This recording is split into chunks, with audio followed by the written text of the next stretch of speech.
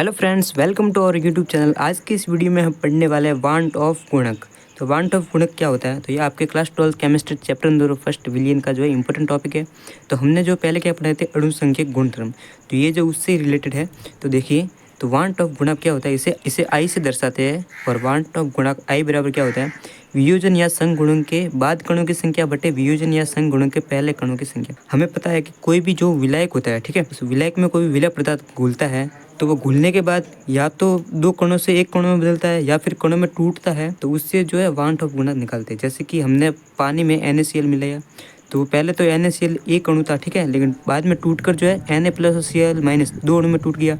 तो देखिए, वियोजन या गुणन के बाद कणों की संख्या कितनी हुई, Na प्लस एक और Cl एक कितने, दो, तो ऊपर दो आ जाएंगे। और वियोजन या संग गुणक के पहले कितने थे, NaCl एक था तो बट्टे में एक, तो आई बराबर वांट ऑफ गुणक क्या आया, ये दो आया। ऐसे Al2SO4 3, तो पहले तो ये पूरा जो है एक था, लेकिन बाद में क्या 2Al3 प्लस में टूट गया और 3SO4 2 माइनस में टूट गया। तो यहाँ से आई बराबर क्या आया, ये 2 + 3/1 बराबर 5, ये वांट ऑफ गुणक आ गया। ऐसे तीसरा उदाहरण देखते हैं, तो 2CH3COOH। तो देखिए यहाँ पर तो क्या हुआ था, यहाँ पर तो वियोजन हुआ था, ठीक है, यानी कि टूटे थे, ठीक है। और यहाँ पर क्या हुआ, संग गुणन, जैसे कि पहले दो अणु थे, तो बाद में ये पूरा जो है विलय मिलाने पर विलय के साथ क्या हुआ कि ये एक में बदल गया। तो देखिए, पहले तो ये पूरा कितने थे, दो थे, ठीक है। नीचे वियोजन या संगुणन के पहले कणों की संख्या दो थी, देखिए यहाँ पर बाद में कितने हुए, ये पूरा एक हो गया। तो बटे में यहाँ पर ये दो है, ये पूरा एक ही है, ठीक है। आगे अगर एक होता, आगे देखिए यहाँ पर दो होता तो दो होते, लेकिन यहाँ पर ये नीचे है, यानी कि पूरा एक ही है। तो आई बराबर 1/2, तो 0.5 आ जाएगा आई का मान, जो कि वांट ऑफ गुणक है। अब देखिए, वांट ऑफ गुणक से हम क्या करेंगे, तो देखिए हमने जो अणुसंख्यक गुणधर्म ज्ञात किए थे, वो जो है पूर्ण सूत्र नहीं था, वो ऐसे ही सूत्र था। लेकिन जो पूर्ण सूत्र में क्या होगा कि हम जो है वांट ऑफ गुणक से गुणा कर देंगे। तो विलय के लिए वाष्प दाब का अपेक्षित अवनमन क्या था, तो P1 डॉट माइनस P1 था अपॉन P1 डॉट 0 था, ठीक है। अब देखिए यहाँ पर जो है बराबर x2 था, तो यहाँ पर आई वांट ऑफ गुणा का गुणा हो जाएगा। यहाँ पर विलय के क्वथनांक का अवनमन क्या था, यहाँ पर भी आई का गुणा हो जाएगा। तो डेल TB बराबर M KB था, तो गुणा में आई आ जाएगा। विलय के हिमांक का अवनमन क्या था, तो डेल TF MKF था, तो आई से गुणा हो गया। ऐसे ही जो है विलयन का प्रासरण दाब क्या था, तो पाई बराबर N/V RT, यहाँ पर भी आई का गुणा हो जाएगा। अब देखिए यहाँ पर जो स्मॉल m है वो क्या है, वह है मोललता, और मोललता बराबर क्या होती है, तो N2/W1, जहाँ पर N2 क्या है, विलय के मोल है, और W1 क्या है, विलय का द्रव्यमान है, किलोग्राम में होता है, ठीक है।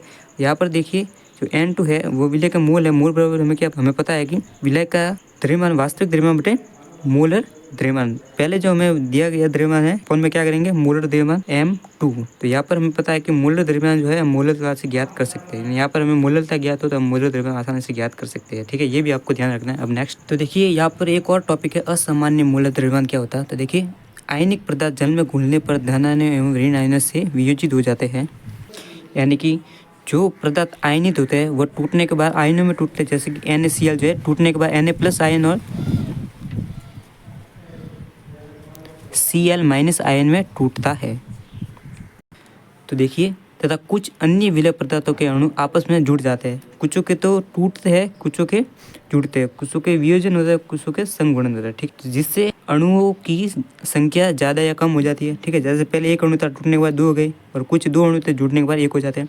तो ऐसा होने के कारण अणुसंख्यक गुणधर्म में प्रायोगिक मान उनके वास्तविक मान से अलग हो जाते हैं। यानी प्रयोग से हम जो मान ज्ञात करते हैं और जो वास्तविक मान आते हैं उनमें अंतर आ जाता है, अलग अलग प्राप्त होता है, ठीक है। तो इसलिए विलय का मोलर द्रव्यमान भी प्राप्त होता है, जिससे असामान्य मोलर द्रव्यमान कहते हैं। तो असामान्य मोलर द्रव्यमान के लिए जो है वांट ऑफ गुणक जो आई होता है, उसके वांट ऑफ गुणा आई के सूत्र क्या होता है, तो आई बराबर सामान्य मोलर द्रव्यमान बटे असामान्य मोलर द्रव्यमान। और एक और सूत्र होता है प्रेक्षित अणुसंख्यक गुणधर्म बटे परिकलन अणुसंख्यक गुणधर्म। अब जो है हम अपूर्ण वियोजन हेतु सूत्र ज्ञात करेंगे, फिर जो है अपूर्ण संगुणन के लिए सूत्र ज्ञात करेंगे, और एक न्यूमेरिकल भी करेंगे। तो देखिए, अपूर्ण वियोजन हेतु सूत्र, यानी पहले जो दो अणु थे, मानो वो विलय पदार्थ जो है वो विलायक में मिलाने पर जो है वियोजित हो जाता है, ठीक है। वियोजित, अपूर्ण वियोजित, यानी कि पूरा वियोजित नहीं होता, जो है आधा या उससे ज़्यादा वियोजित हो जाता है, यानी कि वो टूट जाता है। जैसे कि पहले AN था, फिर जो है कितना बना, Na बना। तो प्रारंभ में तो मानो एक था, फिर जो यहाँ पर कोई नहीं बना था, ठीक है, 0 मानेंगे। और साम्य पर, यानी कि ऐसी अवस्था जिसमें जो है अभिक्रिया मानो रुक जाए, तो यानी दोनों समान बने, एक तरफ जितना बने उतना टूटता है, ऐसा हो। तो साम्य पर क्या होता है कि मानो कि यहाँ पर तो क्या हुआ, पहले यहाँ पर एक था, अल्फ़ा माइनस हो जाएगा, ठीक है। तो अल्फ़ा माइनस होगा तो यहाँ पर वियोजन में क्या होता है, अल्फ़ा का गुणा हो जाता है। तो अल्फ़ा क्या है, वियोजन की मात्रा, यानी कितना यहाँ पर जो है बना। तो देखिए वांट गुणा में पता है कि पहले क्या, वियोजन के बाद जो है अणुओं की संख्या बटे जो है वियोजन के पहले अणुओं की संख्या है। तो पहले तो हमें पता है कि एक थी, और बाद में क्या हुआ कि 1 माइनस अल्फ़ा प्लस क्या एन अल्फ़ा हो जाएगा। तो यहाँ पर आई बराबर क्या आएगा, यहाँ पर प्लस का 1 था तो यहाँ पर आएगा माइनस का 1 बराबर minus alpha plus N alpha. तो यहाँ पर क्या होगा कि ये प्लस वाला इधर और माइनस वाला इधर कर देंगे, तो यहाँ पर 1 क्या होगा, अल्फ़ा कॉमन आ जाएगा तो n-1 और अल्फ़ा बराबर आएगा i-1 अपन n-1। तो ये क्या हो गया, अपूर्ण वियोजन हेतु सूत्र, ठीक है। तो इससे जो हम वियोजन की मात्रा ज्ञात कर सकते हैं। अब जो है अपूर्ण संगुणित के लिए सूत्र क्या होगा, मानो कि पहले तो n अणु थे, ठीक है, मानो कि 2 या 3 कितने भी अणु थे वो जुड़ जाते हैं, या जैसे कि पहले n थे फिर an हो गया। तो प्रारंभ में तो 1 था तो 0 था, फिर क्या हुआ कि साम्य पर जो है यहाँ पर 1 था, अल्फ़ा क्या हुआ, संगुणक हुआ, ठीक है। यहाँ पर अल्फ़ा की कमी हुई तो यहाँ पर क्या होगा, n यहाँ पर कर देंगे भाग कर देंगे, यानी n भाग हो जाएगी।